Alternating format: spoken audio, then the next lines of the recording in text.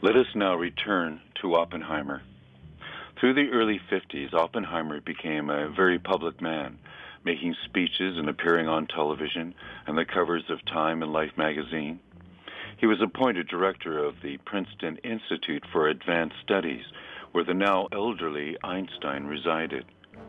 Through this period, Oppenheimer also enjoyed the status of being a Washington insider, receiving calls from high government officials at his office in Princeton, and frequently flying to Washington to offer his various opinions to the powers that be.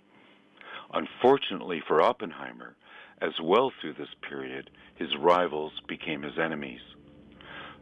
Through the concerted efforts of Lewis Strauss of Princeton, a hearing was convened to determine if Oppenheimer represented a security risk to his country. The case against J. Robert Oppenheimer was based on his past leftist sympathies and affiliations, and the star witness was Edward Teller from Los Alamos. On May 23, 1954, Oppenheimer was relieved of his security clearance. The process and verdict of the hearing were perceived by many at the time to be a travesty of justice. Nonetheless, the result was that now Oppenheimer was also effectively stripped of his role as a Washington insider, banishing him from the world he coveted most. In a sense, Oppenheimer was martyred. Why was he martyred?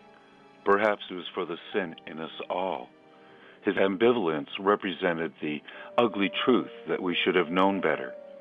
But America and the world still resides within the comfortable bubble of those first early myths and lies. The lie that the bombs were dropped to end the war with Japan, to save millions of lives. That Truman was a plain spokesman, an honest man who had no choice.